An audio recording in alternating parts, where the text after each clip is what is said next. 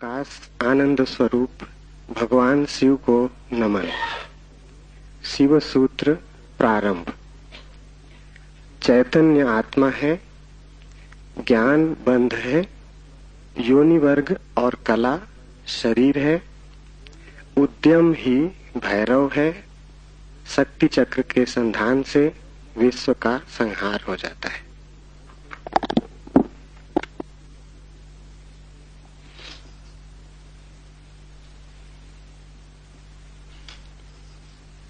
जीवन सत्य की खोज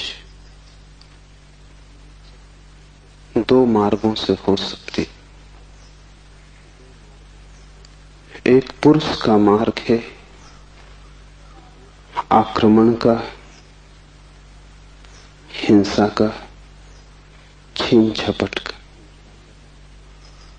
एक स्त्री का मार्ग है समर्पण का, प्रतिक्रमण का। विज्ञान पुरुष का मार्ग है,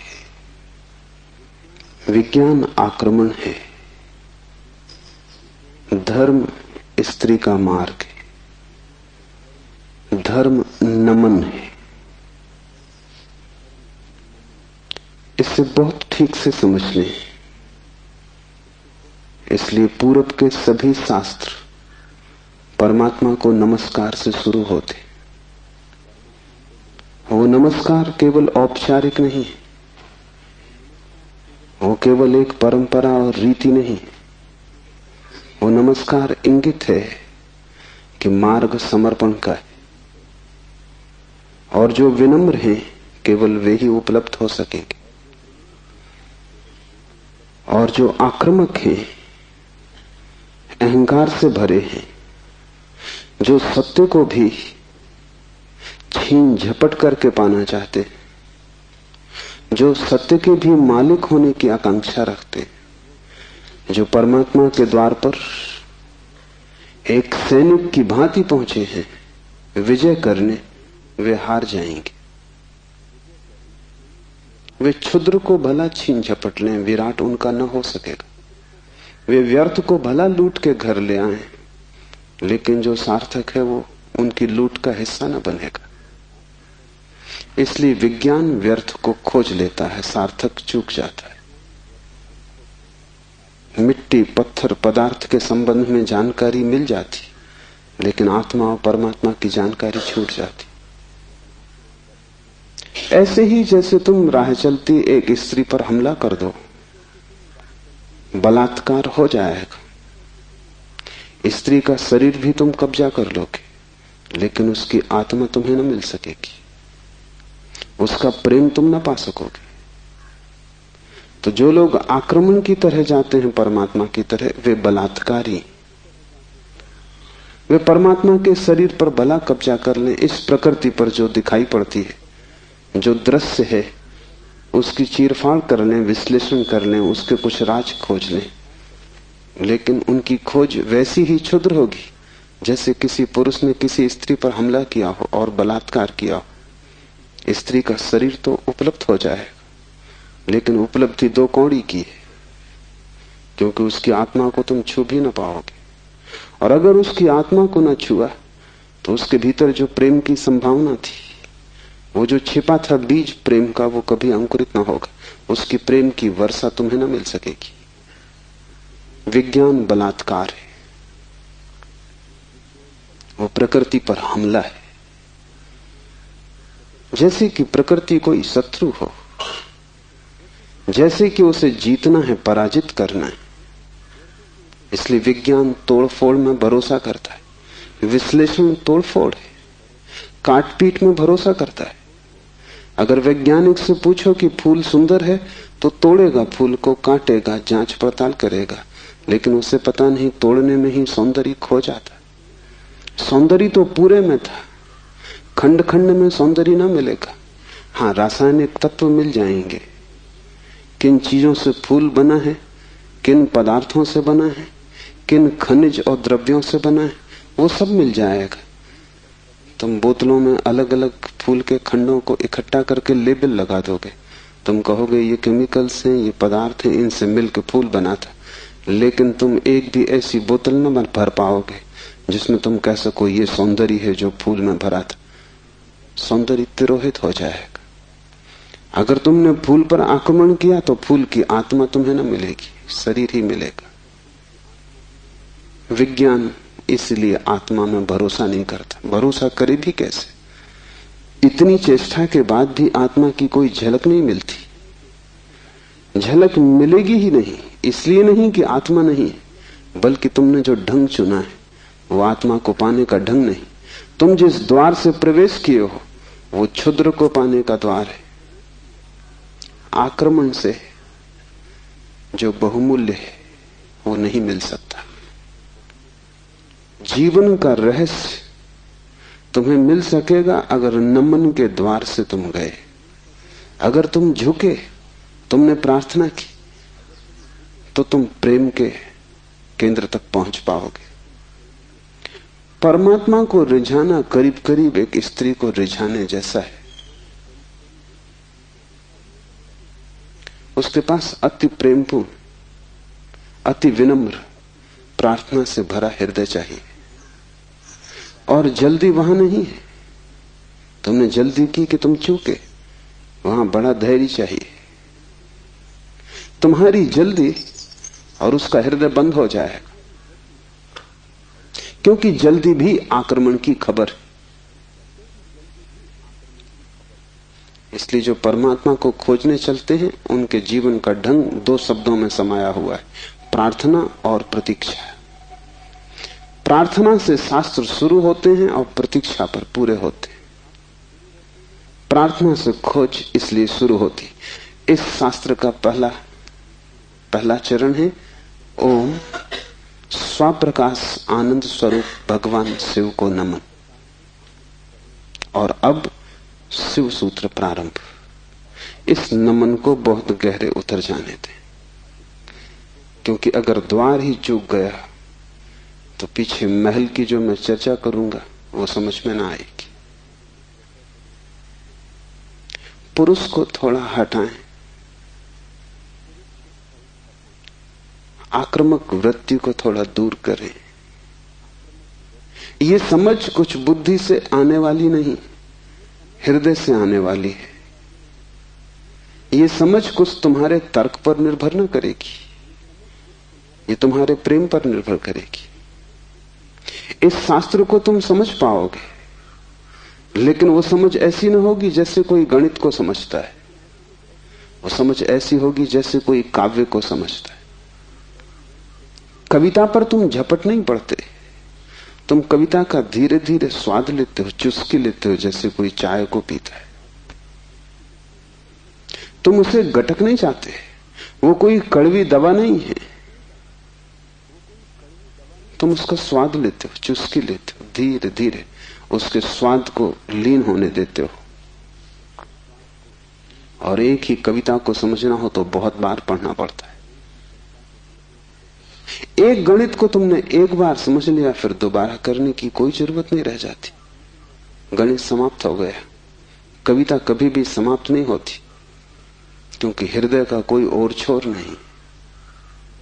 और तुम जितना ही प्रेम करते हो उतना ही उद्घाटित होता है। इसलिए पूर्व में हम शास्त्र का अध्ययन नहीं करते, हम शास्त्र का पाठ करते। अध्ययन शास्त्र का हो भी नहीं सकता। अध्ययन का अर्थ है एक बार समझ लिया फिर कचरे में फेंक दिया। जैसे कि बात खत्म होगी, जब समझ ही लिया तब दोबारा क्या करना है। पाठ का अर्थ होता है समझ बुद्धि की होती तो एक बार में पूरी हो जाती। इसकी तो चुस्कियां बार बार लेनी पड़ेगी। इसे तो जाने अनजाने न मालूम कितनी बार दोहराना पड़ेगा। इसे बहुत से भाव क्षणों में, बहुत सी मनोदशाओं में, कभी सुबह जब सूरज उगता है तब, कभी रात जब सब अंधकार हो जाता है तब, कभी मन जब प्रफुल्लित होता है तब, और कभी मन जब उदासी से भरा होता है तब, विभिन्न चित्त की दशाओं में, विभिन्न मनोक्षणों में इसमें उतरना होगा। तब इसके सभी पहलू धीरे धीरे प्रकट होंगे। फिर भी तुम इसे चुकता न कर पाओगे। कोई शास्त्र कभी चुकता नहीं। जितना ही तुम पाओगे कि खोज लिया, उतना ही तुम पाओगे खोज के लिए और भी ज्यादा बाकी रह गया। जितने तुम गहरे उतरोगे पाओगे गहराई बढ़ती चली जाती है। शास्त्र को कभी पाठ ही चुका नहीं पाता। पाठ का मतलब ही यही है कि बार बार, बहुत बार। पश्चिम इस बात को समझ भी नहीं पाता। उनकी पकड़ के बाहर है कि लोग गीता को हजारों साल से क्यों पढ़ रहे हैं, और एक ही आदमी रोज सुबह उठ के गीता पढ़ लेता है। पागल हो गया है। उनको ख्याल में नहीं कि पाठ की प्रक्रिया हृदय में उतारने की प्रक्रिया है। उसका समझ से बहुत वास्ता नहीं है, स्वाद से वास्ता है। तर्क और गणित और हिसाब से उसका कोई भी संबंध नहीं है। उसका संबंध तो अपने हृदय को और उसके बीच की जो दूरी है उसको मिटाने से। धीरे धीरे हम इतने लीन हो जाएं उसमें कि पाठी और पाठ एक हो जाए। पता ही न चले कि कौन गीता है और कौन गीता का पाठी। ऐसे भाव से जो चले, ये स्त्री का भाव है। ये समर्पण की धारा है। इसे ख्याल में ले लेना। नमन से हम चले तो शिव के सूत्र समझ में आ सकेंगे। उन्हें तुम अपने में उतरने देना और जल्दी निर्णय की मत करना कि वे ठीक हैं कि गलत हैं, क्योंकि सूत्रों के संबंध में एक बात ख्याल रख लेना, तुम्हारे ऊपर निर्भर नहीं है तय करना कि वे ठीक हैं या गलत हैं। तुम निर्णय कर भी कैसे पाओगे? जो अंधेरे में खड़ा है वो प्रकाश के संबंध में क्या निर्णय करेगा? और जिसने कभी स्वास्थ्य नहीं जाना, जो रोग की सैया से ही बंधा रहा है, उसे स्वास्थ्य की परिभाषा कैसे समझ में आएगी? जिसने कभी प्रेम की स्फुरना नहीं पहचानी और जो जीवन भर घृणा, ईर्षा और द्वेष में जिया है, वो प्रेम की कविता तो पढ़ सकता है क्योंकि शब्द उसकी समझ में आ जाएंगे, लेकिन शब्दों में जो छिपा है, अंतर गुम्फित है, वो द्वार तो उसके लिए बंद ही रहेगा। इसलिए तुम निर्णय मत करना कि क्या ठीक क्या गलत। तुम सिर्फ पीना, समझना भी नहीं कहता हूं, तुम सिर्फ पीना, तुम सिर्फ स्वाद में उतरना। और अगर वो स्वाद तुम्हारे भीतर रहस्य के लोग खोलने लगे और वो स्वाद अगर तुम्हारे भीतर नई सुगंध को जन्म दे दे और तुम पाओ कि क्षण भर को भी सही तुम्हारे दुर्गंध का व्यक्तित्व विलीन हो गया है, तुम्हारे भीतर कोई फूल खिला है और तुम सुगंधित हुए हो, क्षण भर को भी तुम पाओ कि तुम अंधकार नहीं हो, कोई दिया जल गया है, एक झलक मिली जैसे अंधेरे में बिजली कौंध गई हो, उसी से समझ आएगी। तुम्हारे समझने से नहीं, तुम्हारे अनुभव की झलक से समझ आएगी। इसलिए तुम विनम्र रहना। दूसरी बात, सूत्र का अर्थ होता है संक्षिप्त से संक्षिप्त, सारभूत, टेलीग्राफिक। वहां एक एक शब्द अत्यंत घना है। विस्तार नहीं होता सूत्र में, घनत्व होता है। लंबा नहीं होता सूत्र, बड़ा छोटा होता है, जैसे छोटा सा बीज होता है, उसमें सारा वृक्ष समाया होता है। जैसे बीज है ऐसा सूत्र है। बीज में तुम वृक्ष को देख भी नहीं सकते, देखना भी चाहोगे तो बीज में तुम वृक्ष को पाओगे नहीं, क्योंकि उसके लिए बड़ी गहरी आंखें चाहिए जो बीज में वृक्ष को देख लें, जो वर्तमान में भविष्य को देख लें, जो आज कल को देख लें, जो दृश्य से अदृश्य को खोज लें। बड़ी पैनी आंखें चाहिए। वैसी पैनी आंखें तुम्हारे पास अभी नहीं है। अभी तो तुम्हें बीज बीज ही दिखाई पड़ेगा। वृक्ष को देखना हो तो बीज को तुम्हें बोना पड़ेगा, और कोई रास्ता तुम्हारे पास देखने का नहीं। और जब बीज टूटेगा जमीन में और वृक्ष अंकुरित होगा, तभी तुम पहचान पाओगे ये सूत्र बीज है, इन्हें तुम्हें अपने हृदय में बोना होगा। तुम अभी निर्णय मत करना, क्योंकि अभी तुमने अगर बीज पर निर्णय लिया तो तुम इसे फेंक ही दोगे, कचरा कूड़ा मालूम पड़ेगा। बीज में कंकड़ पत्थर में कोई ज्यादा फर्क नहीं है। कभी कभी तो कंकड़ पत्थर ज्यादा चमकीले, रंगीन, खूबसूरत, कीमती होते, लेकिन बीज और कीमती से कीमती कोहिनूर में भी एक फर्क है कि तुम कोहिनूर को बो दो तो उसमें से कुछ पैदा ना होगा। वो कीमती कितना ही वो मुर्दा है, उसका मूल्य ना समझ कितने ही समझते हो, लेकिन जीवन उसमें नहीं, वो लाश है।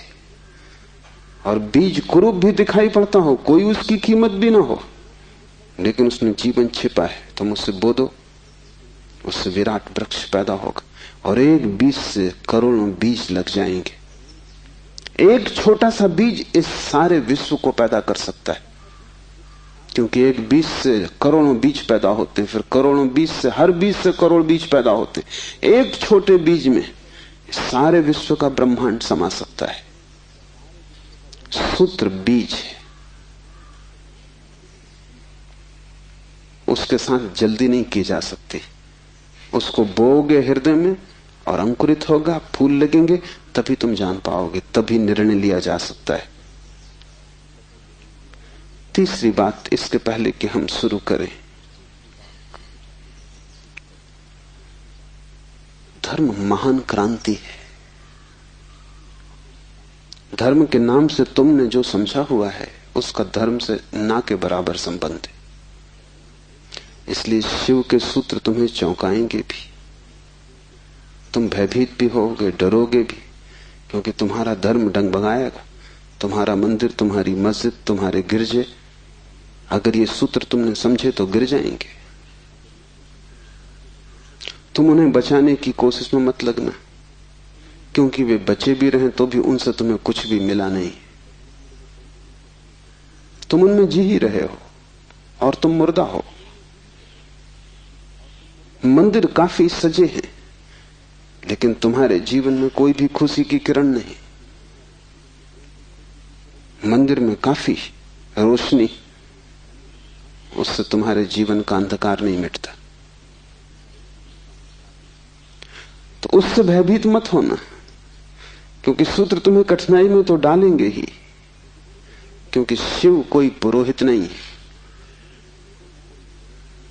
पुरोहित की भाषा तुम्हें हमेशा संतोषदायी मालूम पड़ती, क्योंकि पुरोहित को तुम्हारा शोषण करना है। पुरोहित तुम्हें बदलने को उत्सुक नहीं है। तुम जैसे हो ऐसे ही रहो, इसी में उसका लाभ है। तुम जैसे हो रुग्ण बीमार, ऐसे ही रहो, इसी में उसका व्यवसाय है। मैंने सुना है एक डॉक्टर ने अपने लड़के को पढ़ाया, पढ़ लिख के घर आया, पिता ने कभी छुट्टी भी न ली थी, तो उसने कहा कि अब तू मेरी कारोबार को संभाल और मैं 3 महीने विश्राम कर लूं। जीवन भर सिर्फ मैंने कमाया है, कभी विश्राम नहीं लिया।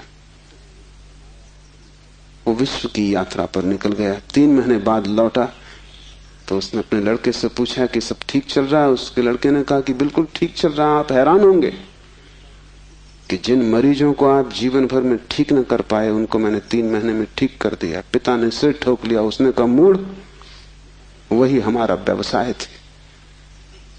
क्या मैं उनको ठीक नहीं कर सकता था? तेरी पढ़ाई कहां से आती थी? उन्हीं पर आधार था, और भी बच्चे पढ़ लिख लेते, तूने सब खराब कर दिया। पुरोहित तुम जैसे हो रुग्ण बीमार, तुम्हें वैसा ही चाहता है, उस पर ही उसका व्यवसाय है। शिव कोई पुरोहित नहीं है, शिव तीर्थंकर है, शिव अवतार है, शिव क्रांति दृष्टा है, पैगंबर है। वे जो भी कहेंगे वो आग है। अगर तुम जलने को तैयार हो तो ही उनके पास आना। अगर तुम मिटने को तैयार हो तो ही उनके निमंत्रण को स्वीकार करना, क्योंकि तुम मिटोगे तो ही नए का जन्म होगा। तुम्हारी राख पर ही नए जीवन की शुरुआत है। इन बातों को ख्याल में रख के एक एक सूत्र को समझने की कोशिश करें। पहला सूत्र है चैतन्य आत्मा। चैतन्य आत्मा है।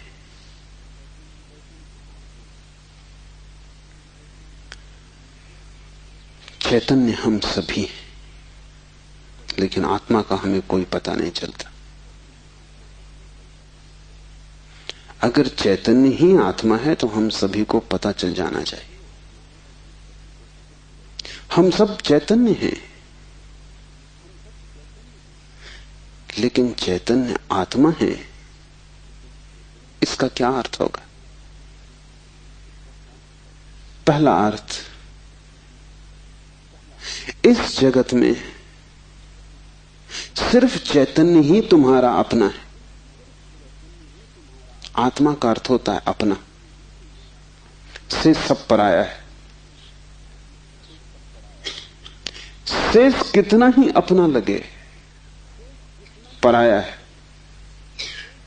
मित्र हो, परिजन हो, परिवार के लोग हो, धन हो, यश पद प्रतिष्ठा हो, बड़ा साम्राज्य हो,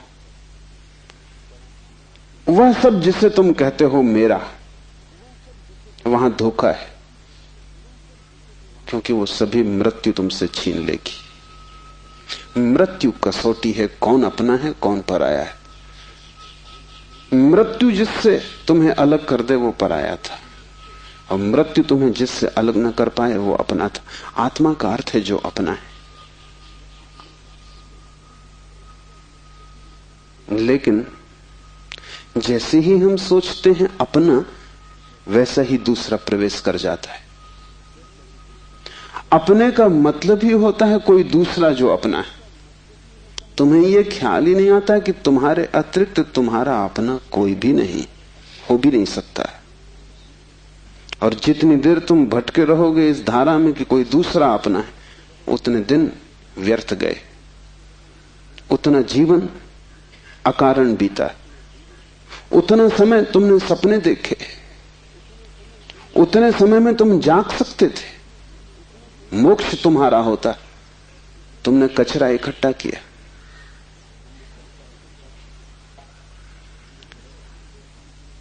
सिर्फ तुम ही तुम्हारे हो,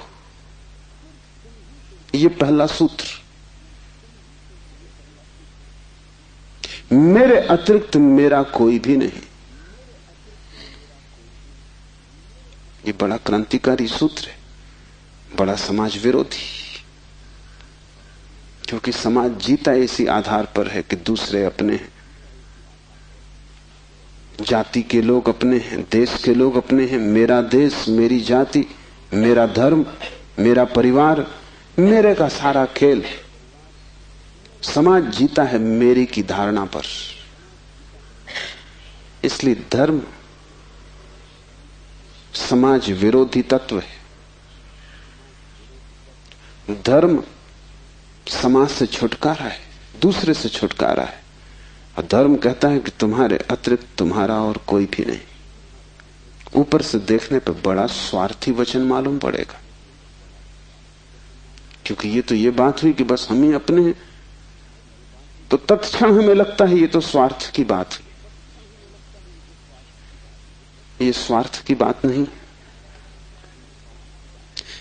अगर ये तुम्हें ख्याल में आ जाए तो ही तुम्हारे जीवन में परार्थ और परमार्थ पैदा होगा, क्योंकि जो अभी आत्मा के भाव से ही नहीं भरा है, उसके जीवन में कोई परार्थ और कोई परमार्थ नहीं हो सकता।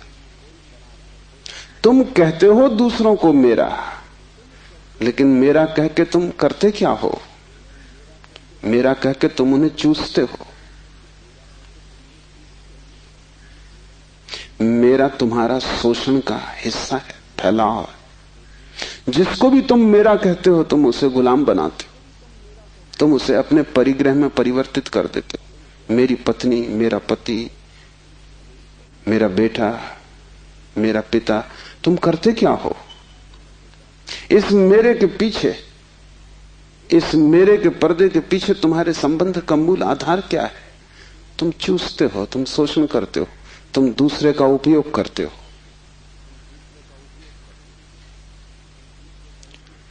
इस दूसरे के उपयोग को तुम सोचते हो परार्थ, तो तुम भ्रांति में हो। एक सम्राट बूढ़ा हुआ, उसके 3 बेटे थे और वो बड़ी चिंता में था किसको राज्य दे। तीनों ही योग्य और कुशल थे, तीनों ही समान गुण धर्मा थे, इसलिए बड़ी कठिनाई हुई। उसने एक दिन तीनों बेटों को बुलाया और कहा कि पिछले पूरे वर्ष में तुमने जो भी कृत्य महानतम किया हो, एक कृत्य जो पूरे वर्ष में महानतम हो, वो तुम मुझे कहो। बड़े बेटे ने कहा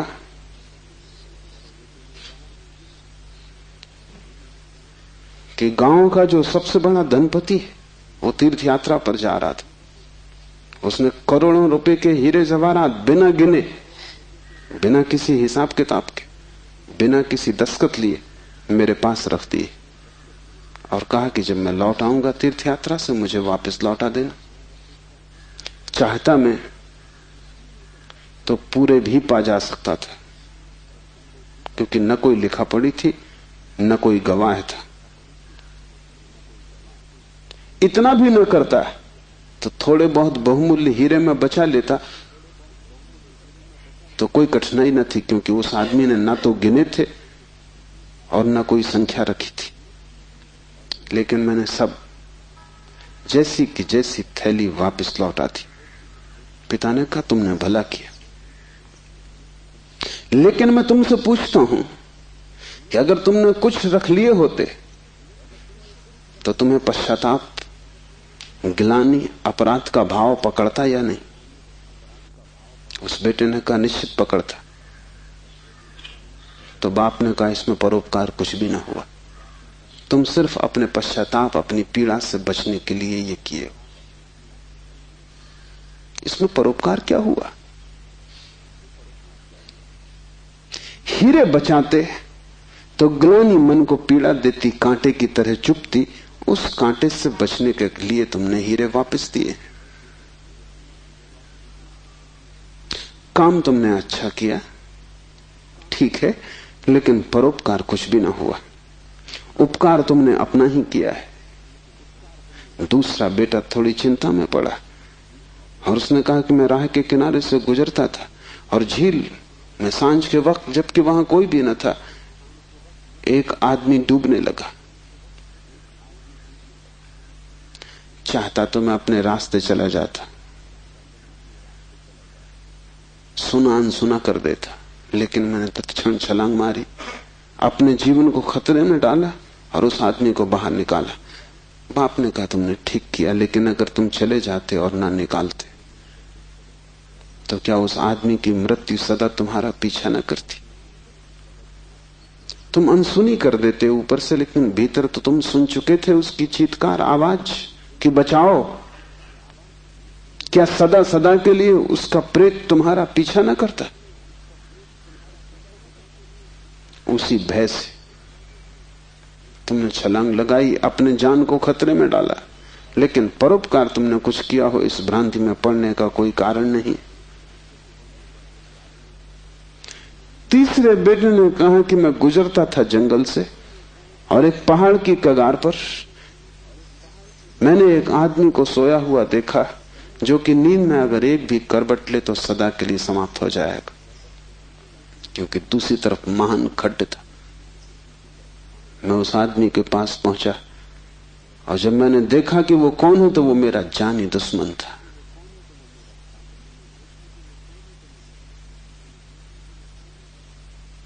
मैं चुपचाप अपने रास्ते पे जा सकता था।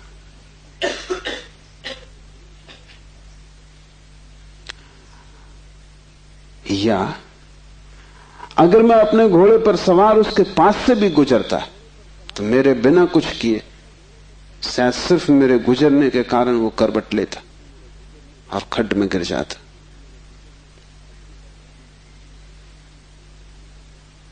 लेकिन मैं आहिस्ते से जमीन पर सरकता हुआ उसके पास पहुंचा कि कहीं मेरी आहट में वो गिर न जाए। और ये भी मैं जानता था कि वो आदमी बुरा है, मेरे बचाने में भी वो मुझे गालियां ही देगा। उसे मैंने हिलाया, आहिस्ते से जगाया, और वो आदमी गांव में मेरे खिलाफ बोलता फिर रहा है, क्योंकि वो आदमी कहता है मैं मरने ही वहां गया था। इस आदमी ने वहां भी मेरा पीछा किया। ये जीने तो देता ही नहीं, इसने मरने भी न दिया।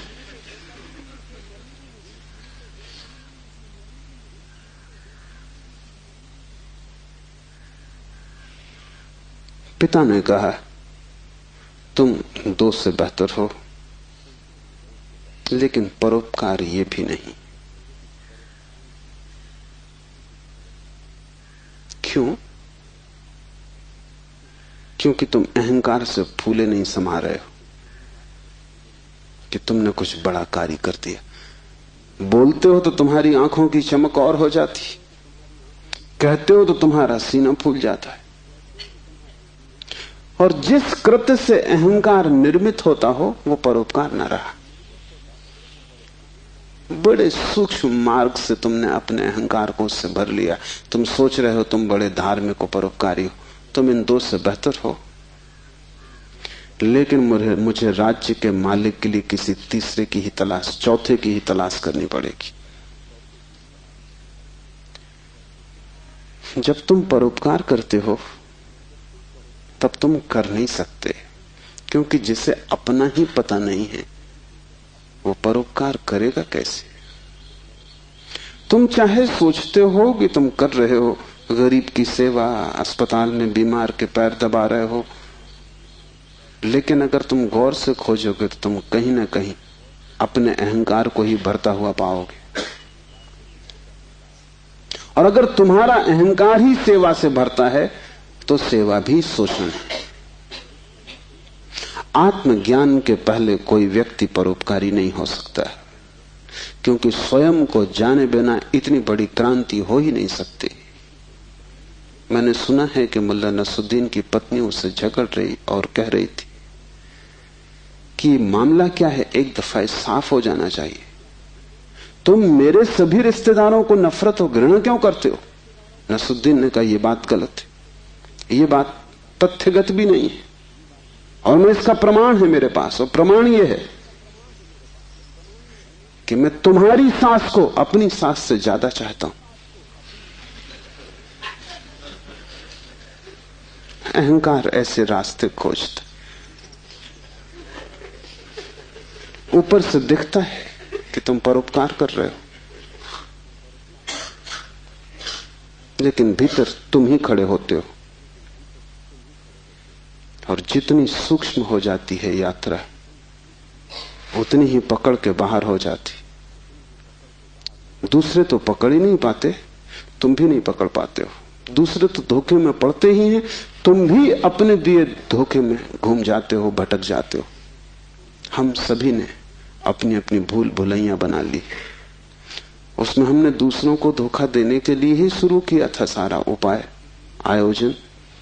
ये हमने कभी सोचा न था कि अपनी बनाई भूल भुलैया में हम खुद ही खो जाएंगे, लेकिन हम खो गए। पहली बात स्मरण रखो, तुम्हारे अतिरिक्त तुम्हारा कोई भी नहीं है। जैसे ही यह स्मरण सघन होता है कि चैतन्य ही आत्मा है, बस चैतन्य ही मैं हूं, और सब पर है, पराया है, विजाती है, वैसे ही तुम्हारे जीवन में क्रांति की पहली किरण प्रविष्ट हो जाती। वैसे ही तुम्हारे और समाज के बीच एक दरार पड़ जाती। वैसे ही तुम्हारे और तुम्हारे संबंधों के बीच एक दरार पड़ जाती। लेकिन आदमी अपनी तरफ देखना नहीं चाहता। देखना कठिन भी है, क्योंकि देखने के पहले जिस प्रक्रिया से गुजरना पड़ता है वो बहुत संघातक है। एक मारवाड़ी व्यापारी एक फिल्म अभिनेत्री के प्रेम में पड़ गया। वैसे बात अनहोनी थी, मारवाड़ी और व्यापारी प्रेम से सदा दूर ही रहता है, लेकिन अनहोनी भी घटती है। प्रेम में तो पड़ गया, लेकिन व्यापारी का संदेह भरा चित्त, तो उसने एक जासूस नियुक्त कर दिया अभिनेत्री के पीछे कि तू पता लगा, इसका चरित्र तो ठीक है ना, इसके पहले कि मैं प्रस्ताव करूं विवाह का, सब बात पक्की कागज पर साफ हो जानी चाहिए। जासूस ने बड़ी खोजबीन की। 7 दिन बाद उसने रिपोर्ट भी भेज दी। रिपोर्ट आई कि इस स्त्री का चरित्र एकदम निर्दोष, निष्कलुष है। ऐसी कोई बात कभी इसके संबंध में नहीं सुनी गई, नहीं जानी गई जिससे संदेह पैदा हो। सिर्फ एक बात को छोड़कर पिछले कुछ दिनों से एक संदिग्ध मारवाड़ी के साथ ये देखी जाती। वो संदिग्ध मारवाड़ी वो स्वयं थे। आंख दूसरे को देखती है, हाथ दूसरे को छूते हैं, मन दूसरे की सोचता है, और तुम सदा अंधेरे में खड़े रह जाते हो। तुम्हारी हालत वही है जो दिया तले अंधेरे की होती। उस दिए की रोशनी सब पे पड़ती, सिर्फ तुम्हें छोड़ देती। इसलिए तुम भटकते हो उस रोशनी में, सब तरफ, सब दिशाओं में यात्रा करते हो, और एक अपरिचित रह जाता है, और वही तुम हो। यह पहला सूत्र है, चैतन्य आत्मा। इस सूत्र को गहरे बीज की तरह अपने हृदय में उतर जाने दो। व्यर्थ है सारे जगत की यात्रा अगर तुम अपने से अपरिचित रह गए। अगर स्वयं को न जान पाए और सब भी जान लिया, तो वो सारा ज्ञान भी इकट्ठे जोड़ में अज्ञान सिद्ध होगा। अगर अपने को न देख पाए और सारा जगत देख डाला, चांद तारे छान डाले, तो भी तुम अंधे ही रहोगे, क्योंकि आंख तो उसी को मिलती है जो स्वयं को देख लेता है। ज्ञान तो उसी को मिलता है जो स्वयं से परिचित हो जाता है, जो चैतन्य के स्वप्रकाश में नहा लेता है, वही पवित्र है। और कोई तीर्थ नहीं है, चैतन्य तीर्थ है। और चैतन्य तुम्हारा स्वभाव है, उससे तुम क्षण भर को भी पार नहीं गए हो, लेकिन दिया तले अंधेरा है। तुम उससे दूर जा भी नहीं सकते, चाहो तो भी, लेकिन भ्रम पैदा हो सकता है कि तुम बहुत दूर चले गए हो। तुम सपना देख सकते हो संसार में, लेकिन सपना सत्य नहीं हो सकता। सत्य तो सिर्फ एक बात है, वो है तुम्हारा चैतन्य स्वभाव। चैतन्य आत्मा है, तो पहली तो बात कि मेरा सिवाय चैतन्य के और कोई भी नहीं। ये भाव तुम में सघन हो जाए तो सन्यास का जन्म हुआ, क्योंकि मेरे अतिरिक्त भी मेरा कोई हो सकता है, यही भाव संसार है। इसलिए पहले सूत्र में बड़ी क्रांति है। पहली चिंगारी शिव फेंकते हैं तुम्हारी तरफ, और वो ये है कि तुम जान लो कि तुम ही बस तुम्हारे हो, बाकी कोई तुम्हारा नहीं। इससे बड़ा विषाद मन को पकड़ेगा, क्योंकि तुमने दूसरों के साथ बड़े संबंध बना रखे, बड़े सपने संजो रखे, दूसरों के साथ तुम्हारी बड़ी आशाएं जुड़ी हैं। मां देख रही है कि बेटा बड़ा होगा, बड़ी आशाएं जुड़ी हैं। बाप देख रहा है कि बेटा बड़ा होगा, बड़ी आशाएं जुड़ी हैं। और इन सारी आशाओं में तुम अपने को खो रहे हो। यही तुम्हारे पिता भी इन्हीं आशाओं को कर करके समाप्त हुए तुम्हारे लिए। तुमसे क्या उन्हें मिला? यही आशाएं कर करके तुम समाप्त हो जाओगे। तुम्हारे बेटे से तुम्हें कुछ मिलेगा ना, और तुम्हारा बेटा भी यही मूर्खता जारी रखेगा, वो अपने बेटों से आशाएं करेगा। नहीं, अपनी तरफ देखो, न तो पीछे न आगे, कोई भी तुम्हारा नहीं है। कोई बेटा तुम्हें नहीं भर सकेगा, कोई संबंध तुम्हारी आत्मा नहीं बन सकता। तुम्हारे अतिरिक्त तुम्हारा कोई मित्र नहीं है, लेकिन तब बड़ा डर लगता है, क्योंकि लगता है कि तुम अकेले हो गए। और आदमी इतना भयभीत है कि गली से गुजरता है अकेले में तो भी जोर से गीत गाने लगता है, अपनी ही आवाज सुन के लगता है कि अकेला नहीं।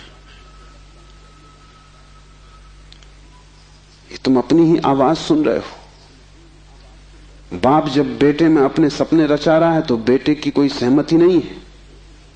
ये बाप खुद ही अकेले में सीटी बजा रहा है, इसलिए दुखी होगा कल, क्योंकि इसने जिंदगी भर सपने रचाए और ये सोचता है कि बेटा भी यही सपने देख रहा है। ये गलती में, बेटा अपने सपने देखेगा, तुम अपने सपने देख रहे हो, तुम्हारे बाप ने अपने सपने देखे थे, ये कहीं मिलते नहीं। हर बाप दुखी मरता है। क्या कारण होगा? क्योंकि जो जो सपने वो बांधता है वो सभी सपने बिखर जाते हैं।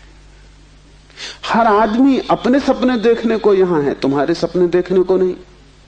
और तुम्हें अगर चाहिए कि एक आत्म स्थिति उपलब्ध हो जाए, एक तृप्ति मिले, तो तुम सपने किसी और के साथ मत बांधना, अन्यथा तुम भटकोगे।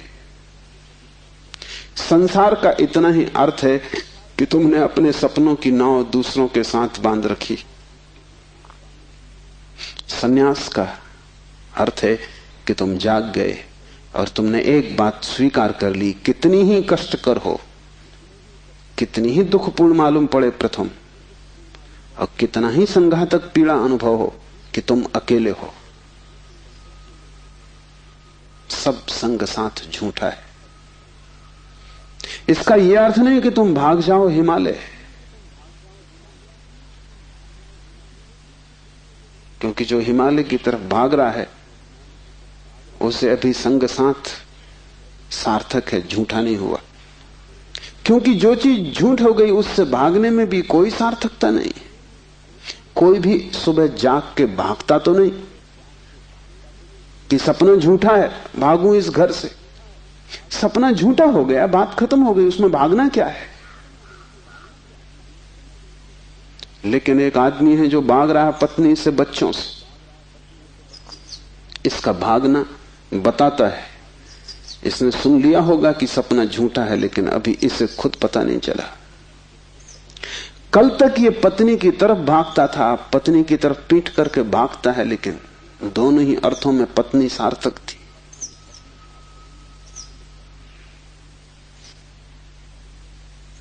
एक जैन संत हुए, गणेश वर्णी।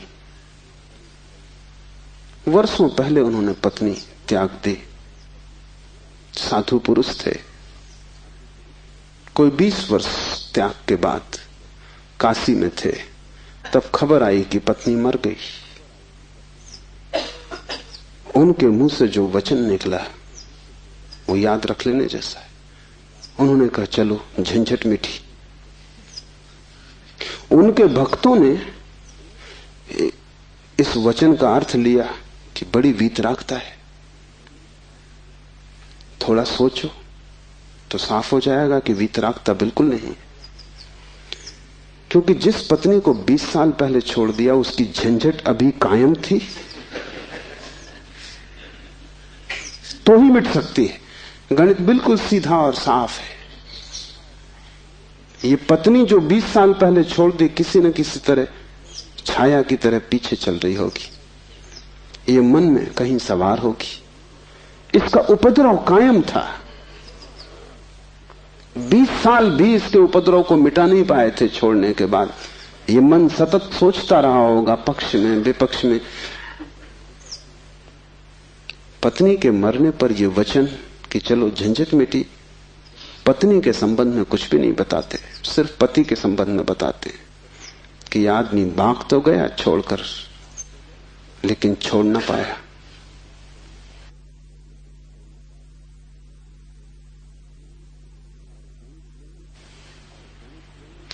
और गणेश वर्णी साधु पुरुष थे, इसलिए थोड़ा सोच लेना, साधु पुरुष भी बड़ी भ्रांति में रह सकते। उनके चरित्र में, आचरण में कोई भूल चूक न थी। वे मर्यादा के पुरुष थे, ठीक ठीक नियम से चलते थे। वहां कोई जरा भी दरार नहीं पा सकता, जरा त्रुटि नहीं पा सकता। सब आचरण ठीक था, साधुता पूरी थी। फिर भी भीतर कोई बात चूक गई। हिमालय पहुंच गए, झंझट सांस चली गई। फिर दूसरी बात भी समझ लेने जैसी है, और वो ये कि अगर पत्नी के मरने पर पहला ख्याल ही आया कि झंझट मिटी, तो कहीं जाने अनजाने अचेतन में पत्नी की मृत्यु की आकांक्षा भी छिपी रही होगी। वो जरा गहरा किसी तल पर पत्नी मिट जाए, न हो, समाप्त हो जाए, ये तो हिंसा हो गई। लेकिन एक एक वचन भी अकारण नहीं आता, आसमान से नहीं आता, एक एक वचन भी भीतर से आता। और ऐसे क्षणों में जबकि पत्नी मर गई इसकी खबर आई हो, तुम ठीक ठीक अपने रोजमर्रा के व्यवसायी होश में नहीं होते हो, तब तुमसे जो बात निकलती है वो ज्यादा सही होती। घंटे भर बाद तुम्हें मौका मिल जाएगा, तुम खुद ही सोच समझ के लीप पोता कर लोगे, तुम फिर जो कहोगे वो बात झूठी हो जाएगी। लेकिन तत्क्षण उस क्षण में वर्णी चूक गए। वो जो 20 साल से उन्होंने चारों तरफ साधुता का व्यवस्था कर रखी थी, उस क्षण में भूल गए। जब वर्णी को ऐसा घट सकता है तो तुम्हें तो सहज ही घट सकता है। भागने से कुछ भी ना होगा, भागकर कोई भी कभी भाग नहीं पाया। लेकिन भक्त इसको न देख पाएंगे। उन्होंने तो वर्णी की कथा में इसको बड़े बहुमूल्य वचन की तरह संग्रहित किया है, ये सोच के कि देखो आदमी कैसा वितराग है। तुम्हें पता भी नहीं हो सकता कि वितरागता क्या है। तुम राग में जीते हो, तुम्हें विराग समझ में आता है, तुमसे जो विपरीत है वो समझ में आता है। तुम जानते हो कि तुम पत्नी को छोड़ के नहीं जा सकते, और ये आदमी छोड़ के चला गया, ये आदमी तुमसे बड़ा है। ये तुमसे विपरीत है, लेकिन तुमसे भिन्न नहीं। तुम पैर के बल खड़े हो, यह आदमी सिर के बल खड़ा है, लेकिन तुम्हारे मन में और इसके मन में रत्ती भर भी फर्क नहीं। खोज के देखो, तुम सभी सोचते हो कि पत्नी झंझट। तुम एक आध ऐसा पति पा सकते हो जो कहे पत्नी झंझट नहीं। पत्नी के सामने मत पूछना, एकांत में, अकेले में। मुल्ला नसरुद्दीन ने मुझे कहा है कि मैं भी कभी सुखी था, लेकिन ये मुझे पता ही तब चला जब मैंने विवाह कर लिया, और तब फिर बहुत देर हो चुकी थी। मैं भी कभी सुखी था, ये पता मुझे तब चला जब मैंने विवाह कर लिया, लेकिन तब तक तो बहुत देर हो चुकी थी, सुख हाथ से जा चुका था। पति को गहराई में पूछो तो ऐसा पति खोजना कठिन है जिसने कई बार पत्नी की हत्या करने का विचार न किया हो। सपने न देखे हो कि मार डाला पत्नी को, सुबह उठ के वो भी कहेगा कैसा बेहुदा सपना। लेकिन अचेतन आकांक्षा है। जिससे झंझट पैदा होती है उसे मिटा देने का मन सीधा तर्क है, लेकिन झंझट दूसरे से कभी पैदा होती ही नहीं। पत्नी में अगर कोई उपद्रव होता तो कौन तुम्हें रोकता था? तुम सब भाग गए होते हिमालय। उपद्रव पत्नी में नहीं है, क्योंकि तुम हिमालय जाके फिर पत्नी खोज लोगे। उपद्रव तुम्हारे भीतर है। तुम अकेले नहीं रह सकते, तुम्हें कोई दूसरा चाहिए। अकेले में तुम डरते हो, कोई दूसरा, तब तुम निश्चिंत मालूम पड़ते हो। क्यों? दूसरे की मौजूदगी से आश्वासन मिलता है। दुख में सुख में कोई साथी है, जीवन में मृत्यु में कोई साथी है। लेकिन अकेलापन स्वभाव है, और जिस व्यक्ति ने यह अनुभव कर लिया कि आत्मा ही बस मेरी है, उसने अपने अकेलेपन को अनुभव कर लिया। भागने की कोई भी जरूरत नहीं तो झंझट पीछे चली जाएगी। तुम जहां हो वहीं रहना, रत्ती भर भी बाहर कोई फर्क करने की आवश्यकता नहीं है। लेकिन भीतर तुम अकेले हो जाना। भीतर तुम कैवल्य को अनुभव करना कि मैं अकेला हूं, कोई संगी साथी नहीं। और ये तुम दोहराना मत, क्योंकि दोहराने की कोई जरूरत नहीं कि रोज सुबह बैठ के तुम दोहराओ कि मैं अकेला हूं, कोई संगी साथी नहीं। इससे कुछ भी ना होगा। ये दोहराना तो सिर्फ यही बताएगा कि तुम्हें अभी ख्याल नहीं हुआ। इसे समझना, ये तथ्य है कि तुम अकेले हो। समझने में अड़चन है, वही तपश्चर्या है। तप का अर्थ नहीं है कि तुम धूप में खड़े हो जाओ। आदमी को छोड़ के सभी पशु पक्षी धूप में खड़े, उनमें से कोई भी मोक्ष नहीं चला जा रहा है। और तप का अर्थ ये नहीं है कि तुम भूखे खड़े हो जाओ, अनशन कर लो, उपवास कर दो, क्योंकि आधी दुनिया वैसे ही भूखी मर रही है। कोई उपवास करके मोक्ष नहीं पहुंच जाता है। शरीर को गला दो, जला दो, उससे कुछ हल नहीं है। वो सिर्फ आत्महिंसा है और महानतम पाप है। और सिर्फ मूढ़ उस पाप में उतरते हैं। जिन्हें थोड़ा भी बोध है वो ऐसी नासमझियां ना करेंगे। दूसरे को भूखा मारना अगर गलत है तो खुद को भूखा मारना सही कैसे हो सकता है? दूसरे को सताना अगर हिंसा है तो खुद को सताना अहिंसा कैसे हो सकती है? सताने में हिंसा है, किसको तुम सताते हो इससे क्या फर्क पड़ता है? जो हिम्मतवर है वो दूसरे को सताते हैं, जो कमजोर है वो खुद को सताते हैं। क्योंकि दूसरे को सताने में एक खतरा है, दूसरा बदला लेगा। खुद को सताने में वो खतरा भी नहीं है, कौन बदला लेगा? कमजोर अपने को सताते हैं। तुमने कभी ख्याल किया, अगर पुरुष नाराज हो जाए तो वो पत्नी को पीटता, अगर पत्नी नाराज हो वो खुद को पीटती। ये जो पत्नी है ये साधुओं का प्रतीक है। कमजोर अपने को पीट लेता, क्या करे? ताकतवर दूसरे को पीटता है, क्योंकि उसमें खतरा तो है ही कि दूसरा क्या करेगा कौन जाने। कमजोर आत्महिंसक हो जाता है और ताकतवर परहिंसक होता है। और धार्मिक वो है जो अहिंसक, न वो दूसरे को सताता है न खुद को सताता है। सताने की बात ही व्यर्थ है। तपश्चर्या का अर्थ है कि तुमने ये सत्य स्वीकार कर लिया कि तुम अकेले हो, कोई उपाय नहीं है संगी साथी का। तुम कितना ही चाहो, कितनी ही आंखें बंद करो, सपने देखो, तुम अकेले ही रहोगे।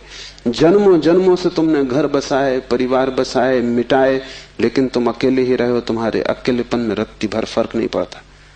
जिसने ये जान लिया, स्वीकार कर लिया कि मैं अकेला हूं, उसके लिए इंगित है इस सूत्र में चैतन्य आत्मा है, वही तुम्हारा और कोई तुम्हारा नहीं। और दूसरी बात इस सूत्र में है, वो है चैतन्य। आत्मा कोई सिद्धांत नहीं है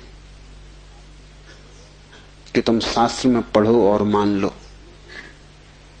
आत्मा कोई, जैसे गुरुत्वाकर्षण का सिद्धांत है, ऐसा कोई सिद्धांत नहीं है। आत्मा एक अनुभव है, सिद्धांत नहीं। और अनुभव है चैतन्य की तीव्रता का। इसलिए तुम जितने चैतन्य होते जाओगे उतनी ही तुम्हें आत्मा का पता चलेगा। तुम जितने बेहोश होते चले जाओगे उतना ही तुम्हें अपना पता नहीं चलेगा। और तुम करीब करीब बेहोश हो।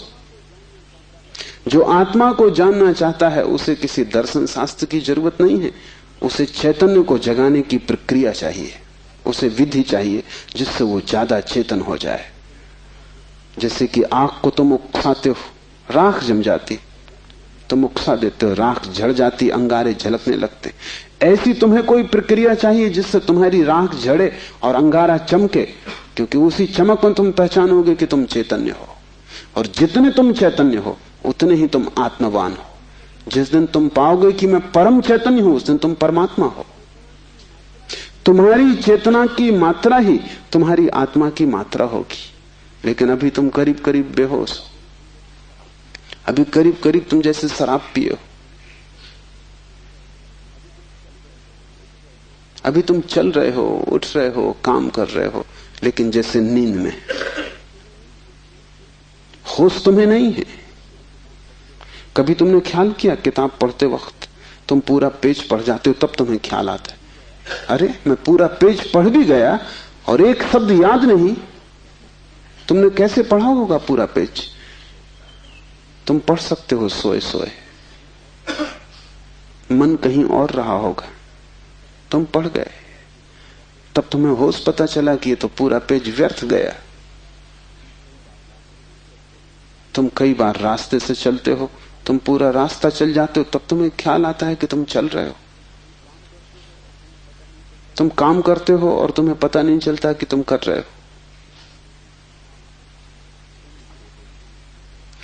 तुम बेहोशी में जी रहे हो और चैतन्य आत्मा है, और तुम पूछते हो क्या आत्मा है? तुम चाहते हो कोई प्रमाण दे, तुम चाहते हो कोई सिद्ध करे, कोई तर्क से तुम्हें समझा दे तो तुम भी मान लो, नहीं तो तुम नास्तिक हो जाओगे। नास्तिकता बेहोशी का सहज परिणाम है, आस्तिकता होश का फल। जितना तुम्हारा होश बढ़ेगा तो जरूरत नहीं है कि तुम मानो कि आत्मा है, क्योंकि कई ना समझ मान रहे हैं, उससे कुछ हल नहीं होता। इस मुल्क में तो सभी मानते हैं कि आत्मा है, लेकिन इससे क्या फर्क पड़ता है? तुम्हारे जीवन में कोई क्रांति इससे आती नहीं। शायद तुम इसलिए मान लेते हो कि हजारों साल से दोहराया जा रहा है। सुनते सुनते तुम्हारे कान पक गए, सुनते सुनते तुम भूल ही गए हो कि संबंध में सोचना भी है। सुनते सुनते पुनरुक्ति से आदमी सम्मोहित हो जाता है। एक ही बात बार बार दोहराई चली जाए तो तुम भूल जाते हो कि वो संदेह किया जा सकता है, विचार किया जाता है। और फिर आत्मा है, इससे तुम्हें बड़ा संतोष भी मिलता है। शरीर मरेगा ये तुम्हें पता है, आत्मा नहीं मरेगी, इससे बड़ी हिम्मत बनती है। और आत्मा कभी नहीं मरेगी, अग्नि उसे जलाएगी नहीं, शस्त्र उसे छेदेंगे नहीं, मृत्यु उसका कुछ बिगाड़ ना सकेगी। इससे तुम्हें बड़ी सांत्वना मिलती, पर सांत्वना सत्य नहीं है।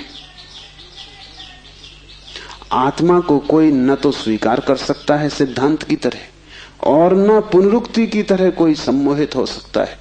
आत्मा को तो केवल वही लोग जान पाते हैं जो चैतन्य को बढ़ाते हैं। इस तरह जियो कि तुम पर राख इकट्ठी ना हो, इस तरह जियो कि तुम्हारे भीतर का अंगारा जलता रहे, प्रकाशित हो।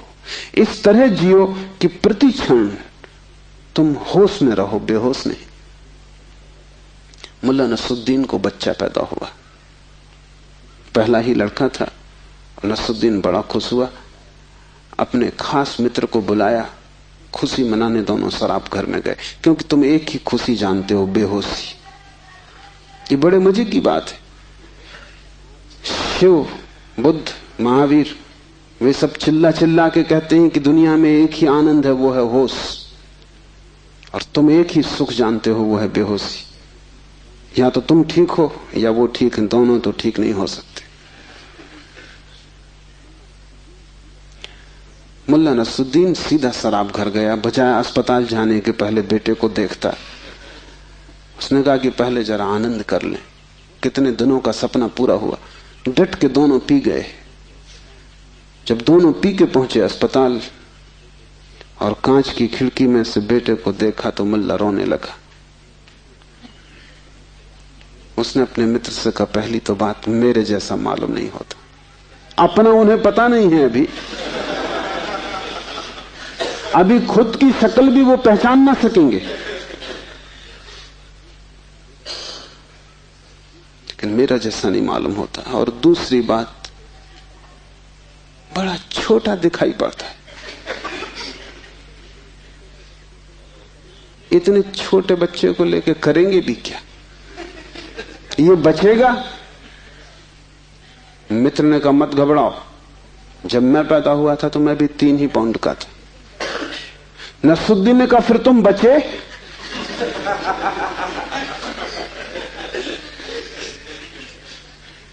मित्र सोचने लगा, क्योंकि वो भी बेहोशी में था। उसने कहा, पक्का नहीं कह सकता।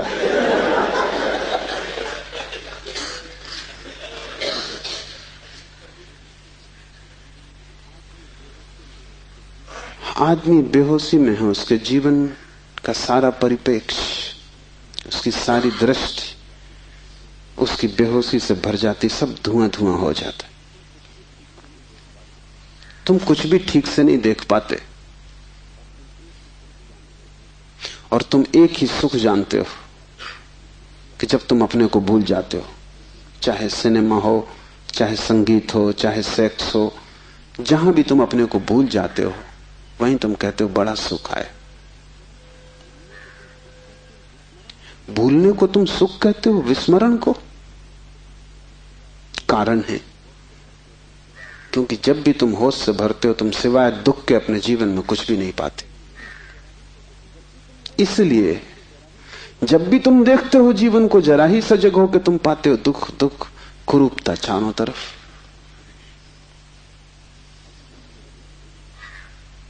एक मेरे मित्र अविवाहित ही रह गए, उनसे मैंने पूछा कि क्या हुआ, कैसे चूक गए?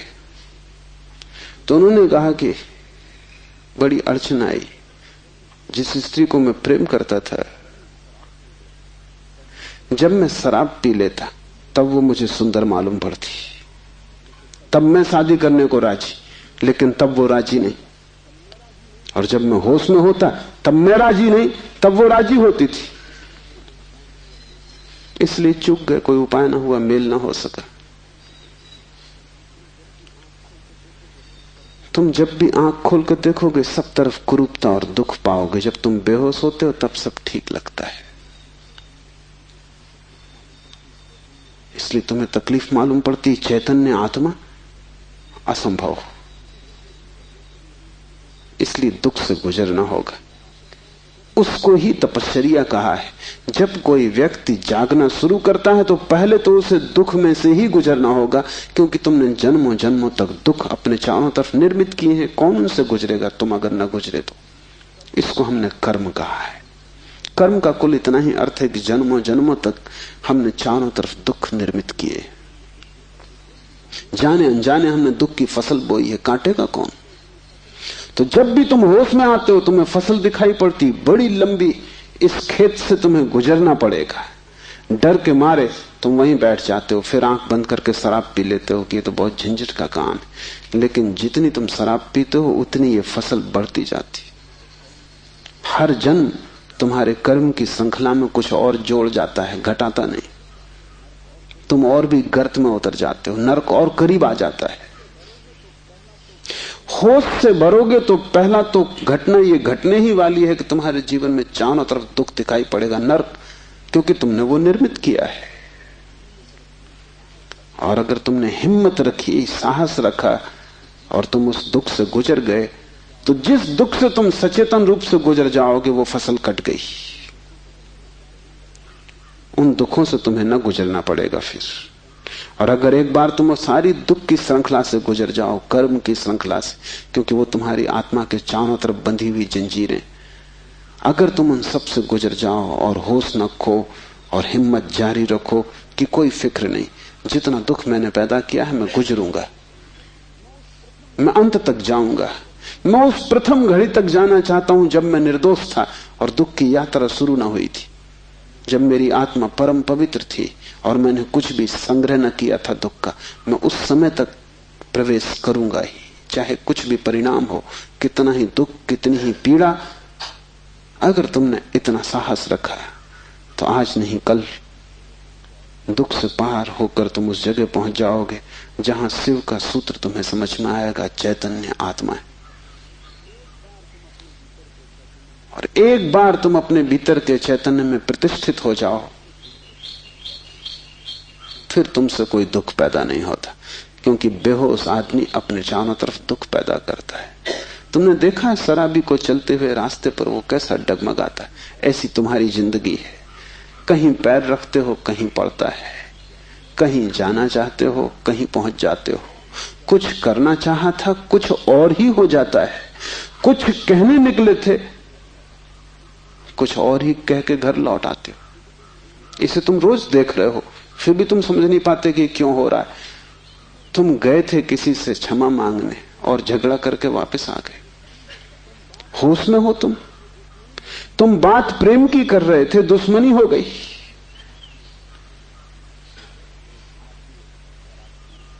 एक आदमी शराब पिए आकाश की तरफ देखता हुआ चला जा रहा था। एक कार उसके पास से निकली, बामुश्किल ड्राइवर बचा पाया। गाड़ी रोक के ड्राइवर ने कहा, महानुभाव, अगर आप नहीं देखते वहां जहां आप जा रहे हैं तो फिर आप वहीं चले जाएंगे जहां आप देख रहे हैं।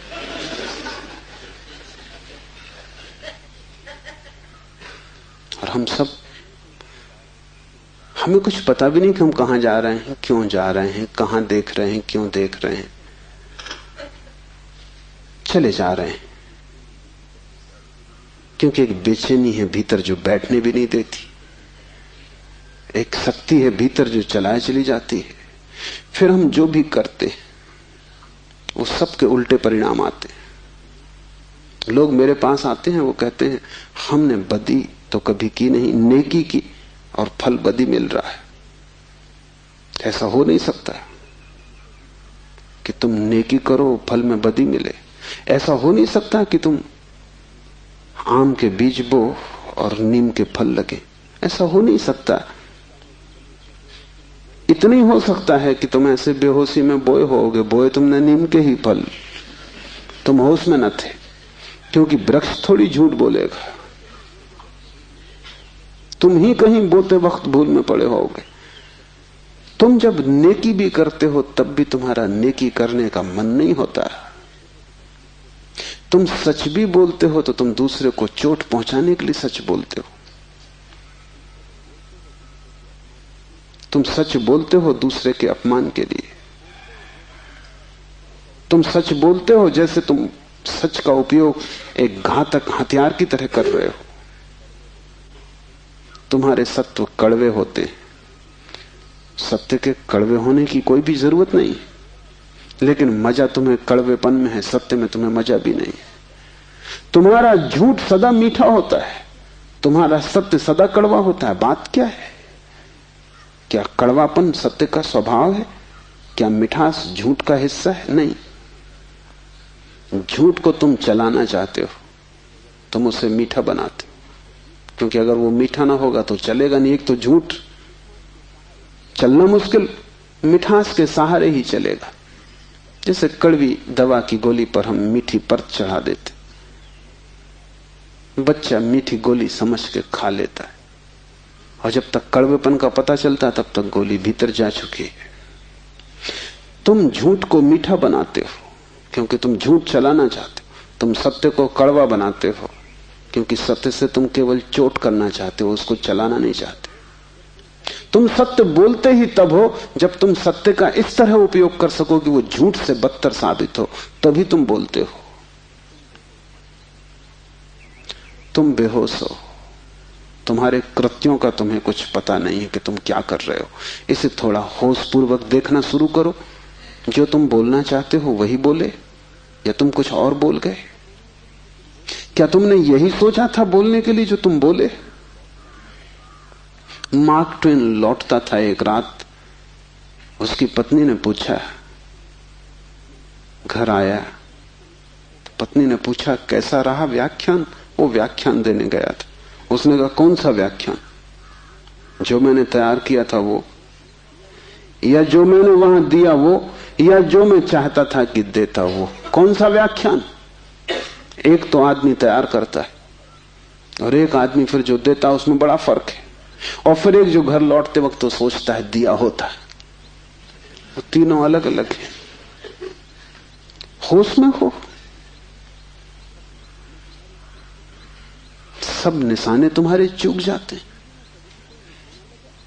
तुम्हारी जिंदगी में कभी भी कोई निशाना लगा? आंख बंद करके भी आदमी तीर चलाता रहे तो कभी ना कभी निशाना लगेगा। मैंने सुना है कि अगर बंद घड़ी भी दीवार पर टंगी रहे तो 24 घंटे में 2 बार सही समय बताएगी। तुम्हारी जिंदगी में ऐसा भी नहीं आया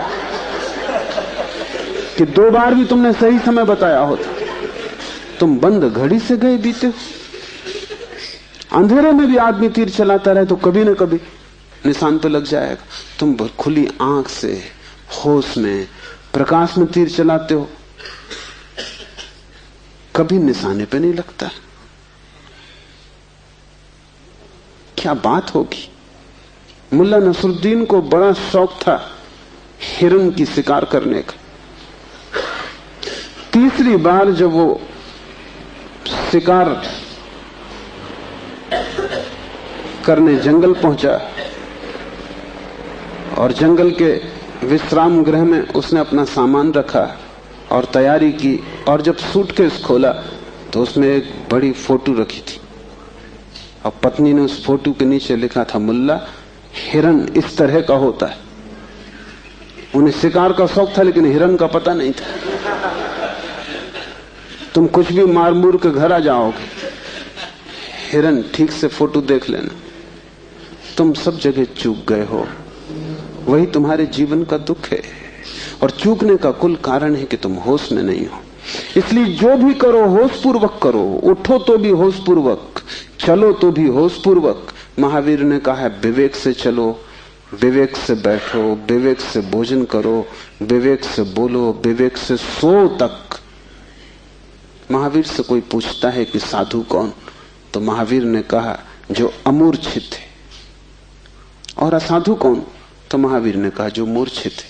जो सोया सोया जी रहा है वो असाधु, जो जागा जागा जी रहा है वो साधु। यही शिव कह रहे हैं, चैतन्य आत्मा।